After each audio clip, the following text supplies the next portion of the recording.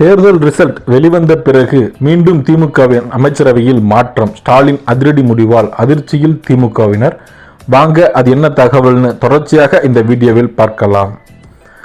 கடந்த முறை தேர்தல் போல அசால்ட்டாக விட்டுமுடாமல் இந்த முறை அனைத்து தொகுதிகளிலும் வெற்றி பெற வேண்டும் என்பதில் முதல்வர் ஸ்டாலின் உறுதியாக இருந்து வருகிறார். அதனால்தான் தேர்தல் பிரச்சாரங்கள் ஒரு பக்கம் நடந்து கொண்டிருந்த போது கூட மறுபக்கம் அனைத்து தொகுதிகளிலும் போனை போட்டு தேர்தல் பொறுப்பாளர்களிடம் நேரடியாகவே நிலவரத்தை விசாரித்துக் கொண்டிருந்தார். அதே போல அனைத்து அமைச்சர்களையும் மாநில செயலாளர்களையும் தொடர்பு கொண்டு இறுதிக்கட்ட நிலவரத்தையும் விசாரித்தார். காரணம், இதற்கு முன்பாக தமிழக உளவுத்துறையிடம் ஒரு ரிப்போர்ட் ஸ்டாலினுக்கு தரப்பட்டது. அதில் சொல்லப்பட்டிருந்த விவரங்களின் அடிப்படையிலேயே இந்த ஆலோசனையை நடத்தியிருந்தார் என்று சொல்கிறார்கள். முக்கியமாக பாஜகவின் அண்ணாமலை, எல் முருகன், நாயினார் நாகேந்திரன், கருப்பு முருகானந்தம், ராமலிங்கம், சௌமியா அன்புமணி, OPS, டிடிவி தினகரன் போட்டியிடும் தொகுதிகளான கோவை, நீலகிரி, நெல்லை, தஞ்சை, நாமக்கல், தர்மபுரி, ராமநாதபுரம், தேனி ஆகிய தொகுதிகளில் கடைசி கட்ட நிலவரம் தற்போது எப்படி இருக்கிறது என அதிக நேரம் விசாரித்தாராம் ஸ்டாலின். இந்த தொகுதிகளில் திமுக தான் ஜெயிக்கும் என்று பொறுப்பு அமைச்சரிடம் உறுதி தந்திருக்கிறார். ஆனால் மேற்கு மண்டலத்தில் ஒரே ஒரு மாவட்டத்தில் மட்டும் சற்று இழுபறி இருந்ததாக சொல்லப்பட்டதாம். இதற்கு பிறகுதான் கோவை மற்றும் தேனி மாவட்ட பொறுப்பு அமைச்சரிடம் கடைசி 3 நாட்களில் கூடுதல் கவனம் போடுங்கள் என்று வற்புறுத்தியிருக்கிறார் ஸ்டாலின். அதே போல அனிதா ராதாகிருஷ்ணனுக்கு தூத்துக்குடி, நெல்லை என 2 தொகுதிகளின் பொறுப்பை ஒதுக்கியதுடன் தேனிக்கு வரும் முக்கியத்துவத்தை மதுரைக்கும் கொடுங்கள் என்று இந்த முறை மதுரையில் ஜெயித்தே ஆக வேண்டும் என்று அமைச்சர் மூர்த்தியிடம் ஸ்டாலின் வற்புறுத்தி இருக்கிறார். இப்படி ஏகப்பட்ட அதிரடிகளை தேர்தலின் இறுதிக்கட்ட நாட்களிலும் ஸ்டாலின் முன்னெடுத்தே இருந்திருக்கிறார். இப்போது தேர்தல் முடிவடைந்து விட்டது.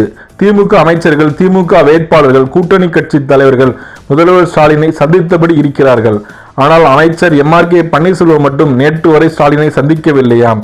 அதே போல காங்கிரஸ் கட்சியின் தலைவர் செல்வ பெருந்தகை அக்கட்சியின் வேட்பாளர்கள் யாரும் சந்திக்கவில்லை. தன்னை சந்தித்தவர்களிடம் வெற்றி வாய்ப்பு யாருக்கு, எப்படி, வாக்கு சதவீதம் எவ்வளவு வரும், எதிர்கட்சியினர் டெபாசிட் போகுமா என்றெல்லாம் விசாரிக்கிறார் ஸ்டாலின். 200% நமக்கு தான் வெற்றி என்றும் 40க்கு 40 ஜெயிப்போம் என்றும் முந்தைய தேர்தலை விட வாக்குகள் அதிகம் பெறுவோம் என்றும் அவர்கள் சொல்வதை கேட்டு உற்சாகமாக இருக்கிறாராம் ஸ்டாலின்.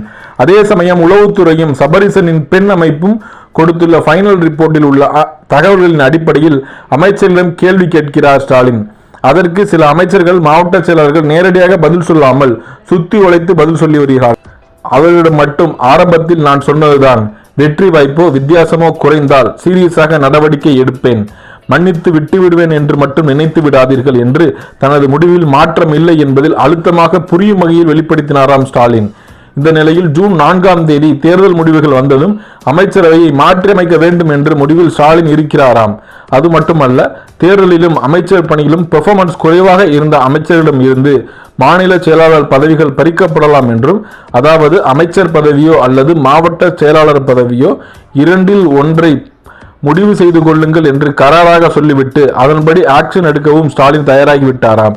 அதே சமயம் தேர்தலில் ஸ்டாலின் எதிர்பார்த்த ரிசல்ட்டை தரும் அமைச்சர்கள், மாவட்ட செயலர்கள் பதவி பறிபோகாது என்கிறார்கள்.